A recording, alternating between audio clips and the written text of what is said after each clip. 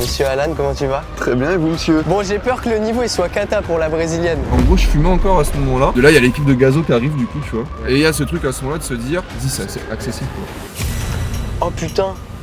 Neymar pendant le carnaval. Et du coup, il y a ce truc de payer un 10 balles à Gazo. Incroyable. Il y avait un diadème, je crois, qui était genre d'une valeur de 250 000 €. Et à un moment donné, du coup, t'avais comme une haie d'honneur. Je vais pour partir, pour rentrer. Un mec de la sécu qui te bloque. Qu'est-ce qui se passe?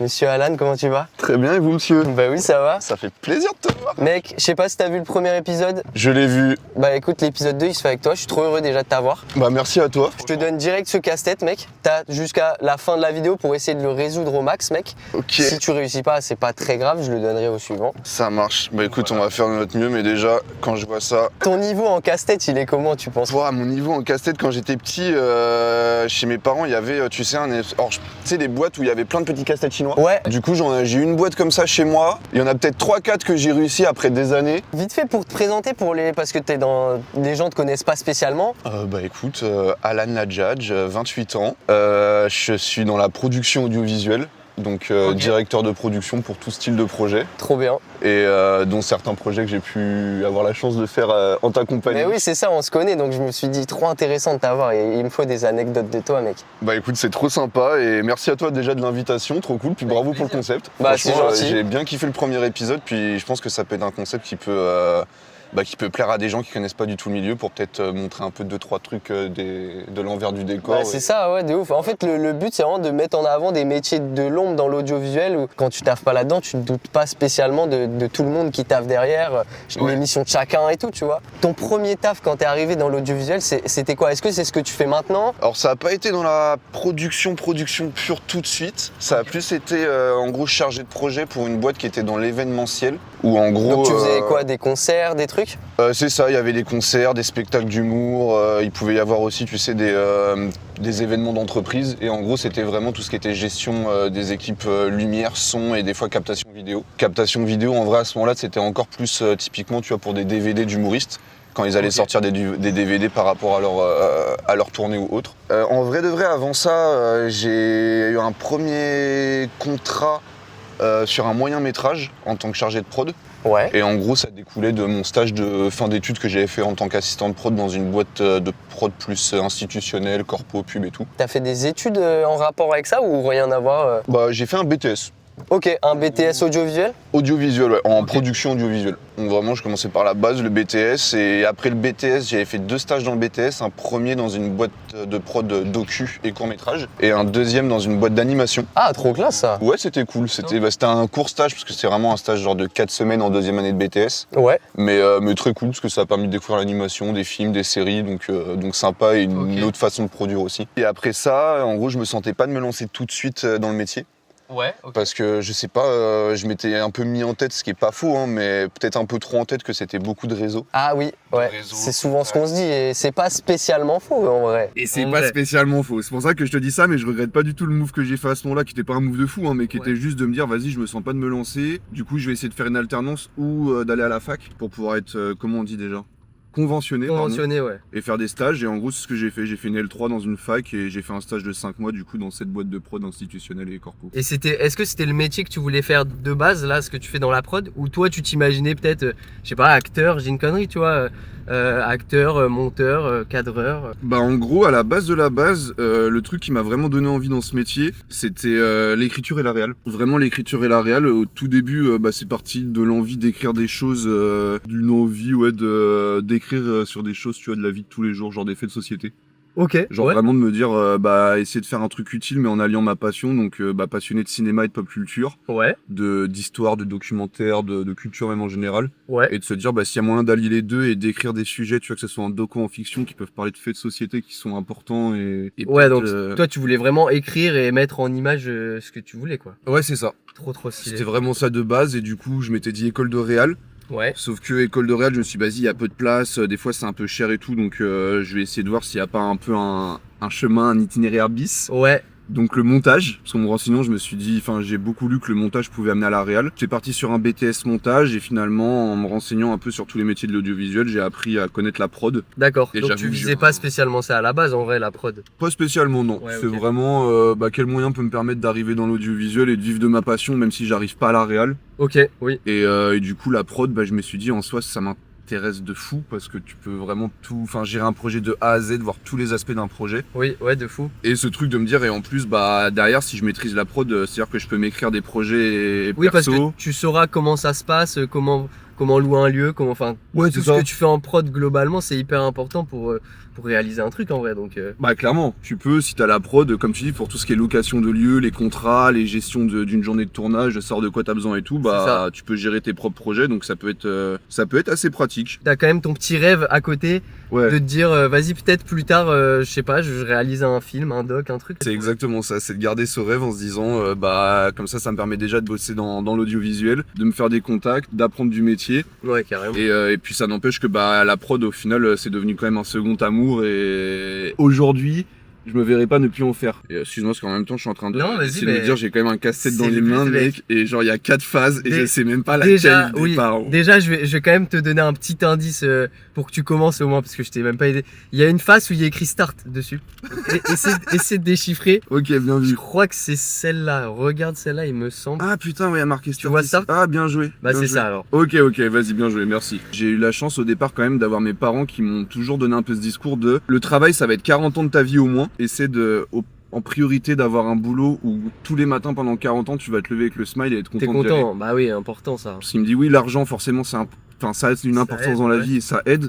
Mais ils m'ont dit t'auras jamais autant de bonheur que si tu te lèves le matin en étant heureux d'aller bosser dans ce que tu fais et les gens avec qui tu vas bosser. C'est 40 ans et en plus des 40 ans ça te prend une grosse partie. Une grosse quoi. partie de ta vie, bah ouais. Donc faut vraiment être sûr de ce que tu fais au maximum de ce que tu veux faire. Et du coup il y a ça qui est arrivé fin collège début lycée et à partir de ce moment-là il n'y avait pas vraiment d'autre option dans ma tête quoi. Ouais, si tu t'es direct dit, ok, c'est ça que je vais faire. Ouais c'est ça T'as que pas je eu vais de faire, doute, pas de doute et du coup comme je te disais si c'est pas la réal ça sera autre chose mais ça sera dans l'audiovisuel et Dans je ferai tous de les la cas. réal dans mon côté dans tous les cas sur des projets perso. C'est quoi qui t'a donné envie d'arriver dans ce métier? Moi, Ce que tu voulais faire? Moi mec, dis-toi, c'est même pas par rapport, spécialement les films et tout. C'est vraiment l'époque YouTube, Cyprien, 1 million d'abonnés, j'étais en mode waouh, Ok, ça, stylé. c'est ça que je veux faire. Tu vois, c'est vraiment YouTube qui m'a un peu élevé entre guillemets, qui m'a donné envie de faire ça. J'étais en mode, moi je veux bosser, mon but c'est de bosser dans YouTube et aujourd'hui j'y arrive donc c'est trop bien. Et après maintenant j'ai d'autres objectifs comme tu vois tester de la télé, tester plein d'autres choses. Tu vois, j'ai envie de tout faire. Putain c'est archi intéressant. Déjà ça fait plaisir pour toi, bravo, parce que du coup t'as déjà commencé à réussir.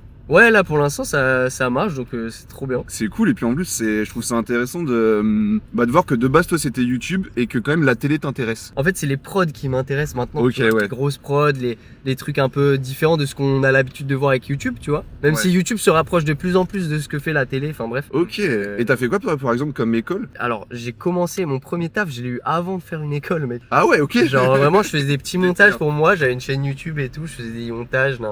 Et j'ai contacté Guillaume Play à l'époque où il a ouvert Légende. Il cherchait des monteurs. Et j'ai envoyé un mail vraiment par hasard, frérot.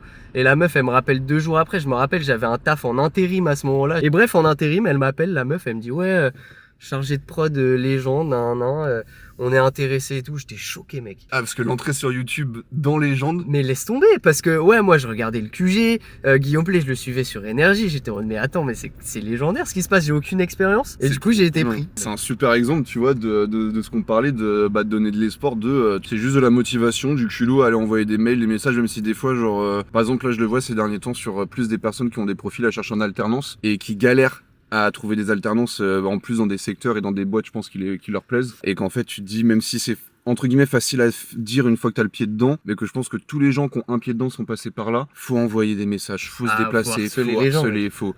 Même si tu vois, t'as l'impression qu'en harcelant, c'est pas un bon message que tu dis, ouais, les gens, je vais les saouler.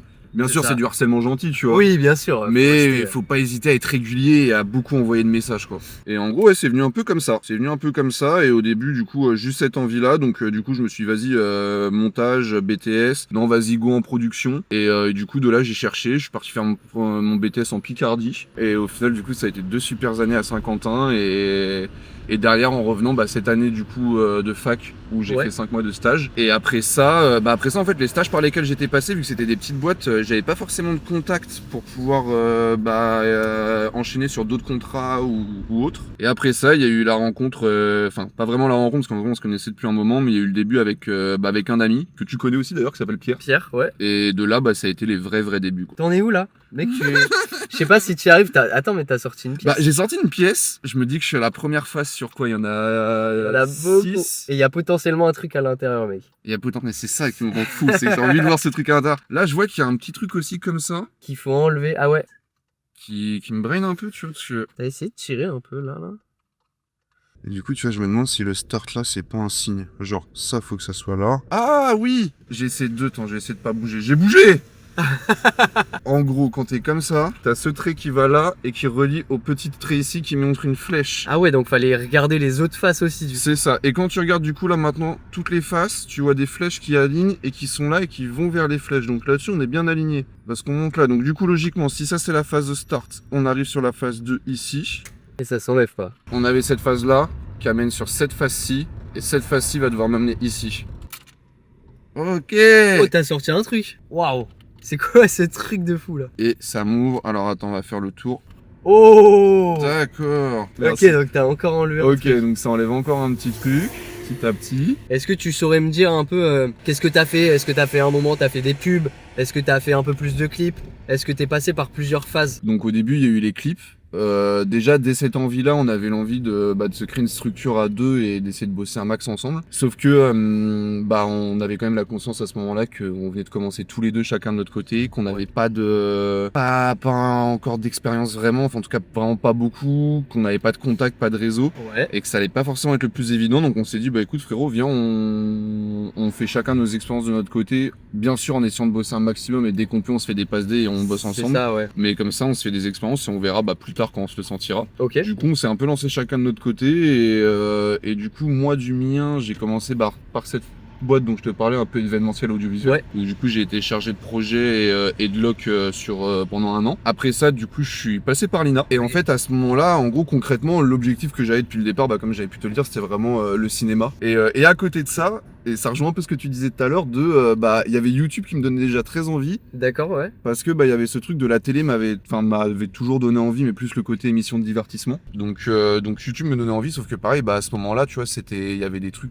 Enfin, bosser sur YouTube, c'était pas forcément évident, quoi. Ouais. C'était beaucoup du Cyprien, Mister V, Facecam, quoi. Tu t'imaginais pas forcément des besoins d'équipe derrière, de prod, ouais, bien sûr. de besoins de gros projets. Et les premiers qui m'ont donné envie et qui, c'était aussi un lien avec la fiction, ça a été tout ce qui était Golden Moustache. Ouais. Et typiquement, tu vois, c'était trop fort de dire sur YouTube, il y a pas grand chose. Et eux, ils arrivent avec ce niveau-là de production, des fictions aussi quali, une écriture aussi quali, c'est trop cool. Et je me suis dit, Alina, à ce moment-là, c'était un poste, en gros, c'était plus, c'était pas vraiment dans la prod, parce que c'était plus dans l'administration et le côté gestion juridique de droit. Ok. Et déclaration et répartition de droits d'auteur. Typiquement, j'avais à ma charge 2-3 chaînes télé. Ouais. Et tous les nouveaux programmes qui étaient diffusés dessus, ou des programmes qui étaient diffusés dessus de fiction ou de docu, où il y avait des réals ou des auteurs en tout cas sur les programmes. Ouais. C'était de faire les déclarations auprès des organismes du style SACEM, SACD, les trucs comme ça. Ah ouais, t'étais dans les backgrounds de. Ouais. de Là, c'était de l'audiovisuel, frérot. Clairement. T'es loin là. Là, c'était loin. Ah C'était ouais. vraiment des vrais, comme tu dis, les gros backgrounds, mais qui m'intéressaient parce que je me suis dit, genre, tout m'intéresse dans l'audiovisuel. Et puis c'est fou parce que en vrai, moi, tu vois, typiquement, je savais même pas qu'il y avait un taf qui était vraiment juste pour les droits SACEM et tout, tu vois.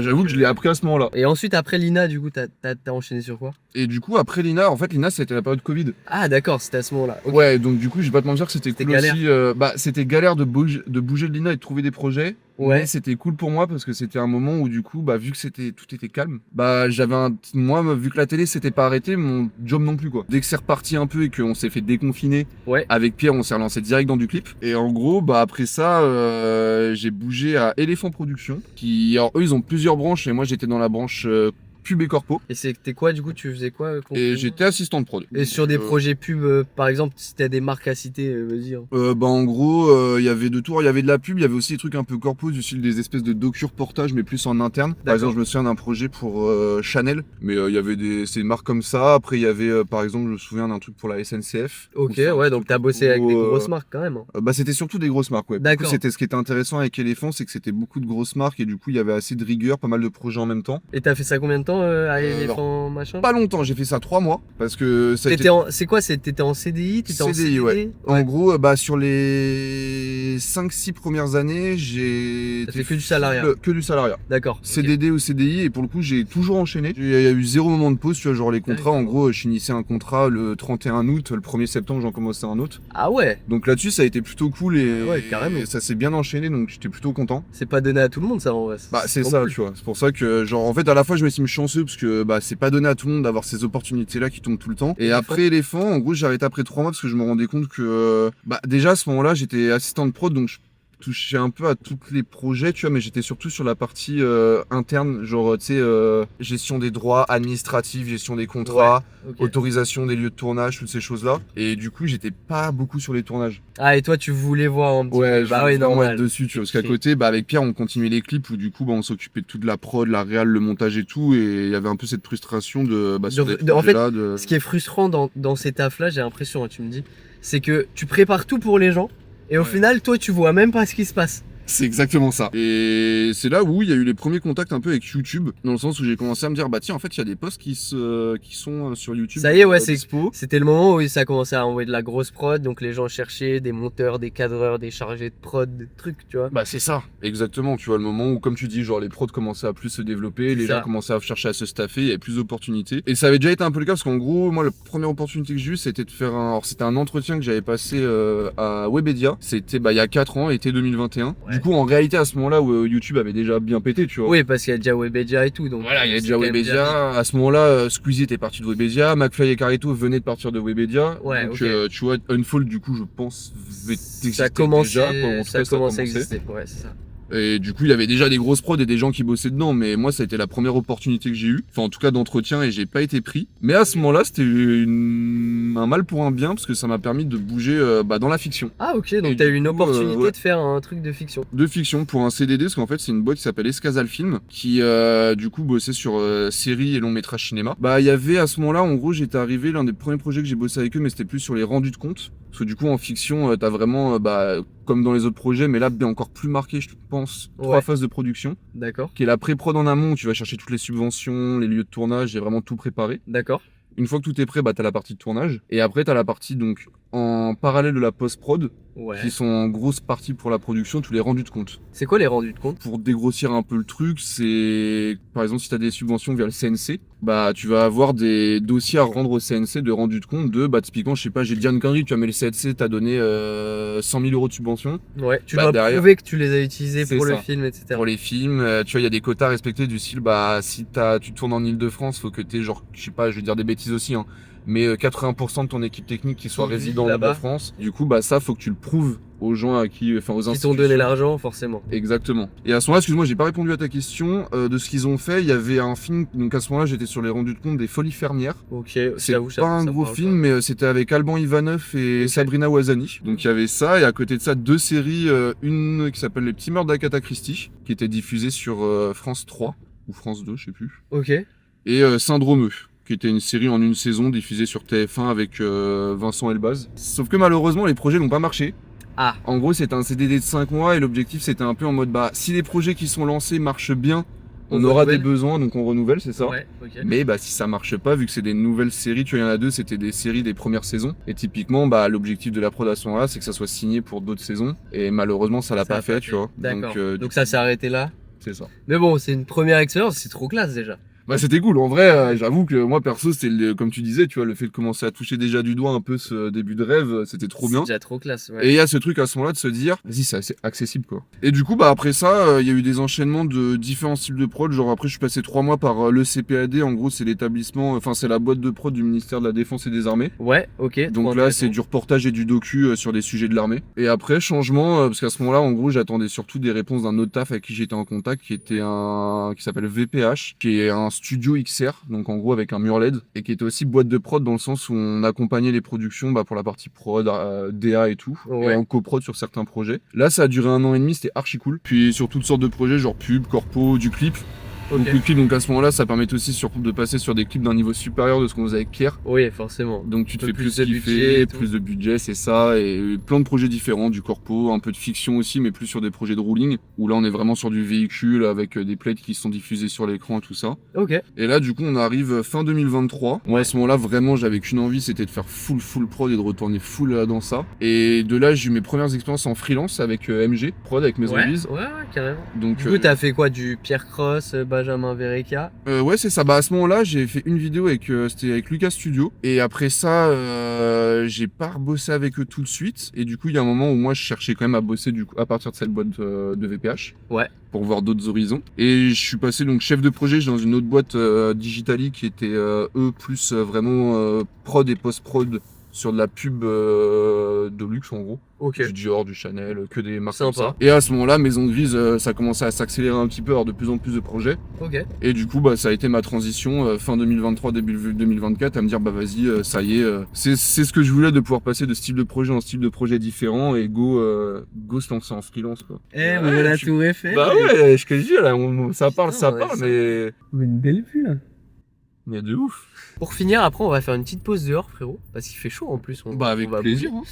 Est-ce que t'as par hasard une petite anecdote, je sais pas, un truc croustillant qui t'est arrivé en tournage, peu importe le tournage, que ce soit une honte, que ce soit un truc de fou qui vous est arrivé, je sais pas, un truc qu'on veut savoir, tu vois. L'un des premiers trucs qui m'avait fait bizarre, c'était sur une pub pour Chaumet, Ok. où il y avait un diadème, je crois, qui était genre d'une valeur de 250 000 euros. Belle somme.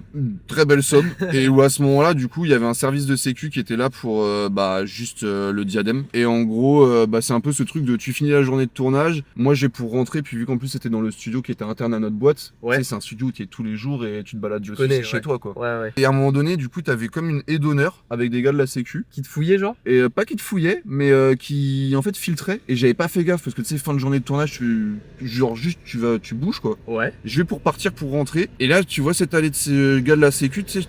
Tu relèves la tête, t'as un peu en mode, qu'est-ce qui se passe, what the fuck? Un mec de la sécu qui te bloque, tu fais qu'est-ce qui se passe? Et en fait, c'est parce que ils étaient en train de gérer la sortie du diadème, quoi. Un peu comme si une star sortait du studio et il faut qu'il y ait personne. Et du coup, Donc en fait, toi, tu t'es approprié la haie d'honneur, quoi. Ouais, c'est ça. Ouais, je me suis approprié la haie d'honneur en mode, c'est sympa les fins de journée de tournage dans la pub. Putain, bah ouais. Mais non, pas du tout, Une non, c'est star. juste une vraie star. Mais non, la star, c'était le diadème à 250K. Et des petits trucs comme ça. Après, il y en avait une. J'écoute beaucoup de rap. Ouais. Et typiquement, l'année à VPH, ça m'a permis de faire pas mal de clips Ouais. avec des artistes que j'aime bien. Ok. Et à un moment Genre donné. qui? En gros, il y a eu du Gazo, Favé, du Hamza, il y a eu du Al Capote, Gradure, Franglish, il y a eu SCH qui on a bossé. Et l'un des derniers, tu vois, en date, c'était Lacrim SDM. Ok. Ah ouais, des beaux noms. Donc tu vois, il y a eu du beau nom et du D'accord. beau clip. Franchement, c'était cool. C'est Adidas et Snipe qui faisaient une collab. Ouais. Et l'égérie sur la pub, c'était Gazo. Et ce qui était marrant, c'est qu'en fait, c'est deuxième semaine là-bas. Premier projet que je fais, c'est un court-métrage qui était archi cool, parce que c'était un court-métrage de science-fiction, où la réal avait mis une partie du financement, parce qu'elle voulait vraiment se faire kiffer et se faire un beau projet. Ok. Et du coup, beau court-métrage de 25 minutes sur mur LED et tout, très cool, mais gros projet. On a 2 jours de pré-light, et la semaine d'après, t'as 5 jours de tournage du lundi au vendredi. Et en fait, excuse-moi, la transition avec la pub, ça fait qu'on finit le vendredi, genre le court-métrage finit genre à 20h, et à 22h, on a l'équipe du tournage de la pub Adidas qui arrive. Et en gros, le tournage c'était de nuit, tu vois. Ok. Et de là, il y a l'équipe de Gazo qui arrive, du coup, tu vois. Ouais. Parce qu'ils avaient tourné le reste de la journée pour la pub. Et du coup, genre, on commence à tourner et tout, et à un moment donné, on sort pour, on va pour reprendre un peu l'air avec le régisseur. Et à ce moment-là, il y a je sais plus comment il s'appelle, mais il y a le manager de Gazo, du coup, qui nous fait, hey, les gars, tu vois. Et en gros, en mode, vas-y, on a passé toute la journée à tourner. On Non, a plus de me quoi dis pas. fumer. Et du coup, est-ce que dans le coin, il y a un plan, tu vois, pour chercher pour aller pécho, quoi. Ouais. Et tu sais, nous, on était là en mode, là, mec, non, t'es à Trappes, t'es dans une zone industrielle. Ouais, y a rien là-bas. Ouais. Genre, ouais, zone industrielle, genre, à Trappes, vendredi soir, il est 23h, genre, à part peut-être dans les cités à côté, tu vois, mais nous, on connaît pas vraiment la ville. Et sauf que le truc, c'est que moi, à ce moment-là, je savais qu'on finissait tard, je savais que j'allais voir un pote après, Ouais. et en gros, je fumais encore à ce moment-là. Et du coup, j'avais pris sur moi, tu vois, j'en avais dans mon sac qui était dans mon bureau là-haut. Et sauf que, tu sais, ça faisait 2 semaines que j'étais arrivé, donc quand le mec, il me dit ça, Ouais. je suis juste en mode, non, T'as pas un peu peur, peur. désolé, tu vois, un peu peur. Ouais, normal. Dire, vas-y, je prends une me ficha, genre, il y a quand même ceux avec qui je bosse, c'est mes 2 patrons, tu vois, les 2 gérants de la boîte qui sont Oui. là. Et sauf que du coup, là, après, je dis à ma guide, genre, je fais, ouais, mais vas-y, en vrai, j'ai dans mon sac, tu penses que, tu sais, je sais pas, un peu relation client, quoi. Bah oui, ouais. Ils sont en galère, ils ont envie, tu vois. Alors, est-ce que tu penses que c'est un bon move si je leur apporte? Et Ouais. il me fait, mais carrément, gros. Genre, ça va les refaire et tout. Genre, puis en vrai, les deux mecs avec qui on bossait, nos deux patrons, tu vois, c'était quand même des jeunes, ils s'en foutaient. Et du coup, il y a ce truc de, bah, payer un 10 balles à Gazo, Incroyable. genre sur une pub, c'est archi chelou. Il a payé un 10 balles à Gazo sur une pub. Et quand t'étais petit, frérot, je fais une transition, rien à voir. Vas-y, T'avais des dis-moi. petites passions ou pas? Parce que là, il faut qu'on s'arrête un petit peu. Faut qu'on s'arrête un peu là, je vois Ah, qu'on a des c'est beaux chaud. quartiers, ouais, je vois, j'ai une belle passion. Bah, je vois, il y a beaucoup de belles choses. J'ai toujours une passion pour les beaux objets, les trucs chers de luxe.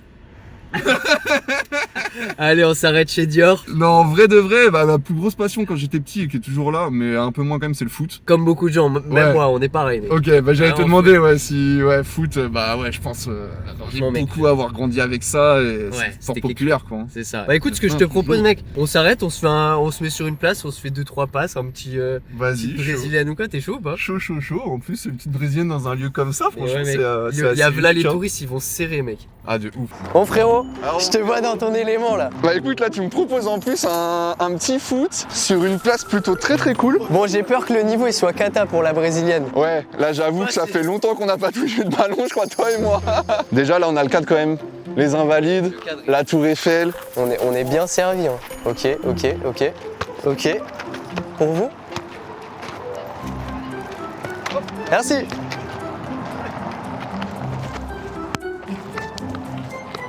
J'espère que j'ai pas touché le micro. Ok Neymar. Ok Neymar. Neymar pendant le carnaval. Ok, ça touche pas le sol. Là, on est bien là. C'est bien, le niveau il revient là. Ok. Merde. Ah, ça fait plaisir un petit foot là. Ah ouais, juste de retoucher un ballon en plus avec le soleil là. Ouh. Ok.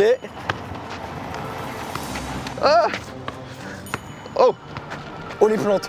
Pardon à la mairie de Paris. On essaie juste de se divertir un peu. Ok. Ah, juste de retoucher un ballon, ça fait tellement Ouais, mec. plaisir. C'était quel poste au foot? Tu faisais quoi? Je suis un peu passé partout, mais en gros plutôt milieu gauche et sur la fin défenseur gauche. Ok. Et toi? Moi j'étais en pointe, mec. Ah ouais, Jérôme numéro 9. Et c'est quoi qui t'a fait arrêter toi? C'est 18 ans j'imagine, peut-être les études, le taf. Ouais, le taf, et puis à un moment, mec, j'ai eu une passion pour la musique, genre. Et en fait, j'ai arrêté à cause de ça, mec.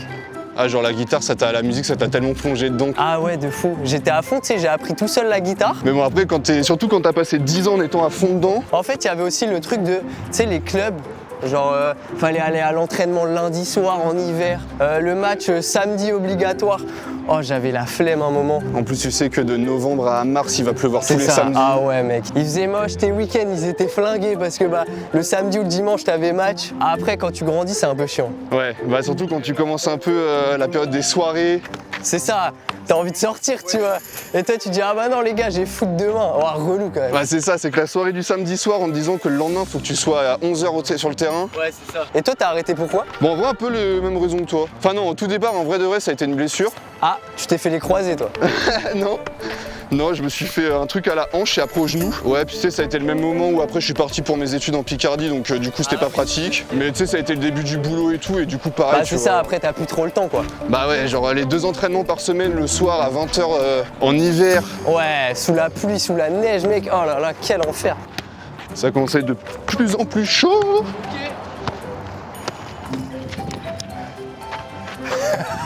Ça y est, c'est là où on commence à faire plus du yoga bonito freestyle. Ok. Ok.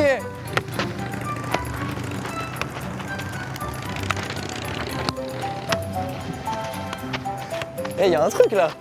Non, pourquoi j'ouvre ma gueule? Il s'est porté l'œil. Oh frérot, ça fait plaisir de jouer un peu. Bah ouais, hein. Tu sais que je suis déjà fatigué. C'est ce que j'allais dire au niveau du cardio, tu vois, genre un peu de soleil, 2-3 passes et ça y est. Mais ça a fait bien plaisir en tout cas, merci frérot. hein. Ouais, en plus, regardez le cadre. Franchement, on est bien là. À Paris, il y a personne. Je te propose, on reprend. Avec On plaisir. repart aux questions là. C'était bien Allez. cool en tout cas. Quand tu veux pour une nouvelle brésilienne dans les coins les plus improbables de Paname. Bon frérot, ça fait plaisir de rejouer au foot quand même. De ouf. Petit ballon, en plus avec toi, sur un beau petit cadre, Invalide, Tour Eiffel, soleil. Et je t'avoue que je suis plus à l'aise quand même au foot qu'avec les casse-têtes. Ouais, du coup, justement, dans ton métier directeur de production. C'est comment une journée type, on va dire? Est-ce que c'est plutôt un métier routine, genre tu fais tout le temps la même chose globalement, ou alors est-ce que vraiment chaque projet est tellement différent que... Enfin, c'est quoi une journée type pour toi? Il y en a sans en avoir. Ok. Et il y a un peu une routine sans en avoir. Ce qui fait qu'il y a un peu ce truc, tu vois, j'ai l'impression que dans nos métiers, et qu'en vrai que ce soit la prod ou la technique, tu vois, que ce soit au niveau du son, de l'image, de la lumière, à la fois c'est toujours un peu les mêmes choses. Enfin, tu vois, le métier de prod, en vrai, bah t'as un projet, tu prends le brief, tu vois les besoins que t'as, que ce soit en termes de besoins humains, matériels, accessoires, lieux de tournage, tout ça, les prestats dont tu vas avoir besoin et tout. Après, bah tu rentres dans la phase du coup de négociation, gestion des budgets, des devis, on book telle personne, on voit ça et voilà, tu bookes, tu débookes, tu vois ce qui est le mieux pour le budget, ce qui est le mieux pour le projet et tout. Ok. Et une fois que tu as fait toute ta petite popote là-dedans et que tout ton projet est prêt, tu organises les journées de tournage. Et c'est toi qui gères tout en général? Tu passes par toutes ces étapes ou alors des fois tu as d'autres gens qui gèrent, genre tu fais une tâche, il y en a un qui gère je sais pas, de louer des lieux, toi tu fais autre chose en même temps, c'est comment?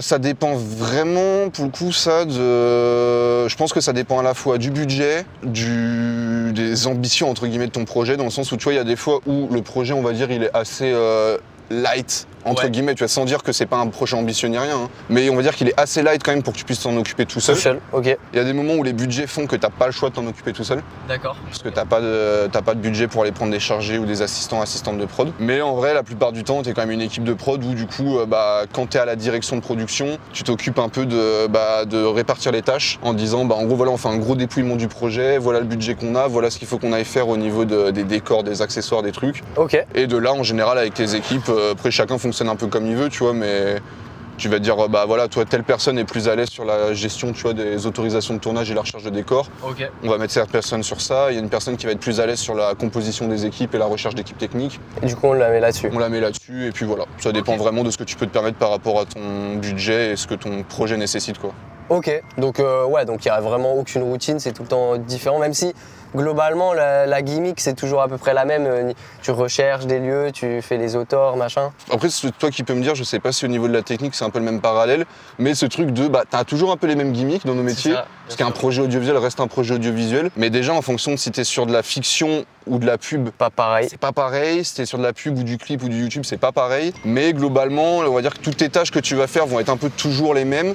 Ouais. Mais en fonction du projet, ça va changer. C'est pour ça qu'il n'y a pas vraiment de routine, quoi. C'est que Ouais, tu peux c'est lancer une prod sur YouTube, et je pense qu'en plus, ça, tu peux le voir sur YouTube. Tu peux lancer une prépa sur un projet, le projet se finit, 2 ou 3 semaines après, tu lances une nouvelle prépa. Un truc rien à voir. Ça n'a rien à voir, alors que tu es sur une vidéo YouTube, que toi, ton taf, globalement, ça va être les mêmes process. Ouais, c'est ça, exactement. Donc voilà, t'as pas vraiment de quotidien, et c'est ce qu'ils kiffent, quoi. Ok, ouais, c'est ce que j'allais dire. Du coup, c'est ça qui permet de pas te renfermer dans la routine où ça devient chiant, quoi. Du coup, niveau charge de travail, charge mentale, tu sais, quand tu penses au chargé de prod, quand tu sais un peu ce que c'est et tout, tu te dis, waouh, c'est vraiment le truc. Il faut tout penser. S'il y a une erreur, c'est de ta faute. Faut tout préparer en amont. C'est comment au niveau charge mentale? Est-ce que c'est difficile, très stressant? Est-ce qu'il y a des fois c'est plus calme? Ça se passe comment du coup? Je pense que, alors, sans vouloir faire de phrases bateau non plus trop bateau, tu vois, mais que déjà, tu sais, comme on le sait, c'est propre à chaque personne. Ok. Tu sais, dans le sens où là, j'ai plus envie de pas lâcher un discours de en vrai, la charge mentale d'un prod ou d'une prod, c'est ça. Alors que chaque Ça personne dépend. va le vivre différemment et va gérer ça différemment. Je sais que, alors oui, par contre, je pense que ce qui est sûr et que tous les prods et toutes les prods, on va être d'accord là-dessus, c'est qu'il y a une charge mentale qui est non dédaignable, tu vois, genre Ouais. elle est là. Niveau casse-tête, t'en es où là, frérot? Bah écoute, frérot, il y a cette phase-là Ouais. qui apparemment, dans la logique, serait la prochaine. Sauf que ma logique est peut-être pas une bonne logique, Ouais. d'une. Et de deux, en fait, tu vois, genre, j'ai l'impression que dès que tu tournes un cran, t'entends un petit Ouais, il y a un petit claque. Ouais. un petit clac. Tu vois là, il y a des cadenas, donc je pense qu'il faut que tous les cadenas soient alignés. Typiquement sur celui-là, on n'est pas loin parce qu'il y en a 3 d'alignés sur 4. Il y en a un qui est bloqué du coup, lui là? Et celui-là, Ah non. ah bah non. Merci mec. J'ai vraiment pas fait exprès, mais avec plaisir. Toi, Ah non, ça on va, était tu là pour la gères bien. chaise. Ah oui, la chaise, c'était exactement là. C'était pile là. Parce que là, du coup, on est à l'Arc de Triomphe. Parce que j'allais dire, tu vois, genre typiquement la charge de travail, un mercredi matin comme le nôtre où on est ici là maintenant tout de suite. C'est sympa. Même si là, je me concentre pour pas me prendre une J'avoue voiture que je dans te ce dis ça, rond-point. mais là toi ta charge mentale ici sur le rond-point de l'Arc de Triomphe. Mais ça va, on a de la chance, il n'y a pas trop de monde là. Oui, parce que du coup c'est comme ça, donc on s'est connus de base, c'est sur des vidéos YouTube. C'est sur YouTube, ouais. Et franchement, mec, directement, tu m'as accueilli, gros, parce que moi, j'étais arrivé en premier tournage pour. C'était Sora, du coup. Franchement, ouais, c'est pareil, tu vois, c'est ce que je kiffe dans ce métier-là, c'est que, et avec cette position aussi de freelance intermittent, Ouais. c'est de pouvoir passer de projet en projet et de rencontrer aussi des gens. C'est ça, ouais, tu rencontres tout le temps des nouvelles personnes, du coup.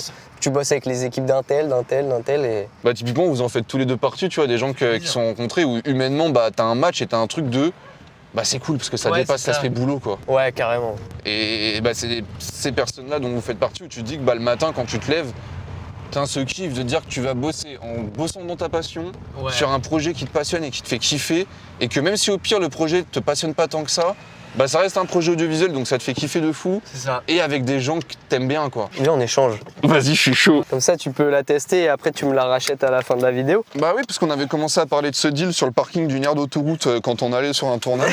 Exactement, Et mec. on n'a jamais reparlé de ce deal depuis. Ça fait kiffer. En plus, Polo, mais tu vois, sur une génération plus récente. Ouais, c'est ça. Alors du coup, dis-moi ton petit casse-tête là. Bah frérot, je sais même pas où aller, moi, je t'avoue. Alors pour te dire, si je dis pas de bêtises, je crois que j'en étais là sur cette phase-là. Sur les cadenas. Les cadenas dont on parlait, mais je sais pas au niveau des flèches.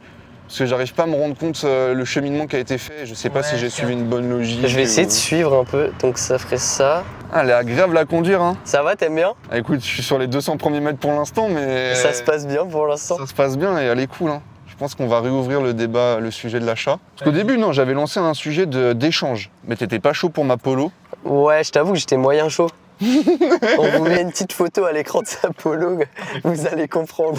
Avec plaisir, vous allez voir, mais elle est très. Elle est magnifique. Oh putain. Mais oui, mec, quand tu tournes ça là, il y a des trucs qui s'affichent là. Ah, c'était ça le bruit d'écran. À chaque fois, tu vois l'écran. Ouais, qui genre, décale, là ok. j'ai un truc que je peux tourner et genre là je vois un truc. Je sais pas si ça sert à quelque chose, mais. Ah, ok. Ah bah tu vois, déjà, t'as capté un truc très rapidement que j'ai pas fait assez attention, c'est que vraiment toutes les faces sont reliées les unes Ah, aux c'est autres. ça, mais c'est ça qui est compliqué, putain. T'en as encore des prévus ou pas, des trucs de fiction, de films, docu? Bah écoute, il y en a encore sur les prochains. Bah à part le docu là, bah du coup un petit docu pour W9 sur un humoriste. Ok. Tu teases, t'as le droit de le dire ça? Ça ouais, on a le droit, j'ai le droit de le dire. Oui, y a pas de souci vu qu'on dit pas sur qui c'est, sur quelle chaîne ou quoi. Mais très cool, donc projet sympa et ça change un peu et ça revient sur du docu, donc sympa. Et après en fiction, bah pour le coup, là où je suis content, c'est que c'est des projets qui sont où moi j'ai un peu plus de part dessus dans le sens où je suis prod exé et ou dire prod. Donc tu vois, c'est plus de l'assistanat de production ou juste de la prod exé sur une petite partie. Donc c'est des projets qui sont très sympas, mais qui sont plus loin à mettre en place parce qu'on est sur des longs métrages cinéma ou de la série. Et du coup, c'est des plus gros projets, un peu plus loin à mettre en place. Et du coup, ça, j'espère plus que si ça voit le jour, parce qu'on est encore en phase de développement et j'espère que ça verra le jour un jour, ça sera à partir de 2026, quoi. Bon bah moi frérot, je suis extrêmement nul, j'essaie mais j'y arrive pas. Donc je pense que je vais te relaisser la main, même si t'es peut-être pas plus fort que moi. Quand tu commences, alors on va peut-être parler plus de CDI là, vu que toi t'as eu une expérience CDI quand t'as commencé. T'arrives là en chargé de prod dans une boîte, tu penses qu'un salaire, le salaire il peut être de combien genre? Pour parler concret de ce que j'ai connu, tu vois, dans une boîte de pub par exemple, j'étais en assistant de prod. Ok. Et du coup, assistant de prod, donc tout départ, premières expériences, premier contrat, que ce soit CDI ou CDD, Ouais. j'étais sur du 1350 € net. Ok, donc le SMIC en gros. Du coup, ouais, c'est ça. Donc ça, c'était assistant de prod. Donc c'est pour ça que j'ai envie de te dire, assistant de prod, globalement, en interne dans une boîte, j'ai l'impression que tu vas être dans ces eaux-là. Ouais. Tu vois, après, quand je suis passé à Escazal, je suis passé à 1450, donc j'ai fait un plus 100 € dans le net. Ok. Là, ça fait quoi, 1 an et demi, 2 ans que t'es à ton compte, t'as ta micro, c'est ça? Ouais, c'est ça. Et là, aujourd'hui, niveau... alors, donne pas ton salaire exact, hein, t'inquiète, je m'en bats les couilles, mais si tu devais donner une fourchette de ce que tu t'arrives à... en CA par mois, ce que tu arrives à faire. Pour te faire peut-être un lien, parce que je viens de repenser à ça, c'est que Ouais. tu vois, quand j'étais passé assistant / chargé de production Ouais. pour le CPAD par exemple, là c'était plus du... Si je dis pas de bêtises, je crois que j'étais à 1006 net. Donc ça a évolué un peu. Donc déjà en tant qu'assistant / chargé de prod, tu peux évoluer, tu vois, en fonction des boîtes et ton expérience aussi. Après il y a le moment où je suis passé chargé de prod / dire prod DA, où là du coup ça a augmenté un peu et je suis plus passé à 1008-2000 net. Mais à ce moment-là aussi dans une boîte qui me mettait qui me proposait un système de com, où quand je faisais rentrer un projet, Ah, tu touchais une partie, un C'est ça. pourcentage? un pourcentage du coup sur le projet qui était pas forcément énorme mais qui me permettait, tu vois, en gros à ce moment-là j'étais entre les mois où ça marchait le moins, j'étais à 2005, Ouais. les mois où ça marchait le plus, je suis monté peut-être à 4000, 4005. Ok. Donc là c'était déjà très très cool. Tu vois, genre sur le début j'étais peut-être entre 2000 et 2005 net du coup sur le début de la freelance. Et puis après petit à petit le temps de reprendre plus de projets, de refaire aussi surtout Tant une que ça grande vienne, ouais, majorité. que les gens ils te rappellent et tout. C'est ça qui te rappelle et qui commence aussi à te réentendre en tant que dire prod. Donc du coup ça a permis de plus se développer. En gros aujourd'hui, ça va dépendre des mois, tu vois, mais en gros, tu vois, un mois d'août qui est plus calme. Ouais. Genre là, je dis pas de bêtises, genre que ce soit juillet, août, là je suis à peu près à 2005 net par mois. Et là sur septembre, pour l'instant, juste de chiffre d'affaires, j'ai pas encore calculé avec l'URSSAF, mais de ce qui est prévu pour l'instant, je sais que je vais être entre 6 et 7 dans le mois de septembre, quoi. C'est bien. Hein. Ce qui est très cool, et après derrière faudra enlever l'URSSAF, mais une fois que tu auras enlevé l'URSSAF, il te restera entre 4 et 5, quoi. Donc là c'est un peu la phase depuis un an en gros où je suis retourné un peu sur ce que je touchais avant de passer en freelance, mais où du coup t'as le côté freelance, la responsabilité sur les projets, C'est des ça. gros projets. Mais d'un autre côté, bah ouais, c'est ça, t'as ta liberté, tu choisis un peu plus ce que tu veux faire. Enfin, c'est ça l'avantage, mais après t'as des inconvénients, à savoir que t'as pas toutes tes charges comme un CDI. Faut se permettre de, on en parlait un peu tout à l'heure aussi, mais de trouver des moments où tu poses tes vacances tout seul. Exactement, voilà. Parce qu'en vrai, les gens en freelance, ils pensent que ouais, c'est bon, tous les mois tu te mets en vacances, mais en fait, pas du tout. Parce que sinon, tu te payes comment, tu vois. Bah clairement, parce que quand tu bosses pas, vu que c'est pas des congés payés, quand la semaine ou les 2 semaines de congés que tu vas te prendre, t'as 0 € qui rentrent, quoi. Et c'est vrai que comme tu dis, t'as un peu ce truc-là d'avoir l'impression de base un peu de l'extérieur, et ce qui se comprend aussi, de te dire toutes les semaines, tous les mois, tu peux te prendre une semaine de vacances. En fait, c'est l'inverse, mec. C'est l'inverse. En fait, j'ai jamais pris aussi peu de vacances que depuis que je suis en freelance. Bah putain, mais ça me rassure un peu que tu dises ça, même ça me fait chier pour toi, mais ça rassure un peu. Mais de te dire c'est la réalité, je suis pas le seul là-dedans, donc c'est pas grave. Tu vois. Bah c'est ça, c'est que c'est le jeu, quoi. C'est que ça se paye aussi cette liberté, et le moment où justement tu peux prendre des vacances, t'es encore plus content, quoi. Petite dernière question, frérot, parce qu'on arrive à la fin. Dans 10 ans, tu te vois où? Franchement, dans 10 ans, si je suis ouvert à tout. Ouais. Mais j'ai quand même une idée assez précise de là où j'aimerais être. Ok, vas-y, C'est que, en gros, on a lancé notre structure de production avec Pierre, justement. Ouais. Donc MP Production. Et l'objectif, ça serait dans 10 ans que MP Production soit égrossie, qu'on puisse avoir dans l'idéal de l'idéal une branche pub, une branche entertainment où genre dedans t'as du clip et du YouTube. Ouais. Et une branche fiction, une branche docu. D'accord. Ah ouais, donc gros projet quand même ça. Ouais, qu'on puisse vraiment bien se développer. Et en gros, l'objectif, c'est que, moi personnellement, en tout cas à titre personnel, ça serait de vraiment pouvoir faire full que de la fiction et que du docu. D'accord. Et du coup, toujours en tant que dire de prod ou plus réal Du coup, plus réel en Plus vrai. réel. En vrai, l'objectif, c'était, et c'est un peu déjà le cas avec MP Prod là, c'est d'essayer de choper des projets de plus en plus pour pouvoir laisser la prod à des personnes externes avec qui on a l'habitude de bosser, avec qui on aime bien bosser, avec qui on fait en confiance, de plus prendre en main la mise en scène. Ok. Et que du coup, plus tard dans la fiction, dans les docus et tout, ça soit le but, c'est que, comme je te disais, tu vas toujours avoir un œil sur la prod parce que j'aime trop ça. Ouais, forcément, je comprends. Mais me dire que si je peux être à 80% réal, 20% prod, et me dire que 80% de mes projets c'est de la fiction et du docu, et je garde 20% pour genre des petits projets de clips ou des trucs YouTube qui me feraient kiffer, dans 10 ans, l'idéal ça serait ça, quoi. Merci beaucoup. Le casse-tête, fais voir, petit point casse-tête. Les frères, le casse-tête, J'avoue, j'ai abandonné peut-être au moment du foot, un peu avant peut-être. il a pas bougé depuis le début de la vidéo, j'ai l'impression. Frérot, c'était un plaisir de faire ça avec toi. Plaisir partagé, Et, franchement c'était très cool. Merci beaucoup et on se Merci voit à très toi. bientôt. Et je te souhaite beaucoup de réussite pour tout et pour cette chaîne-là. Putain, on espère, abonnez-vous les gars.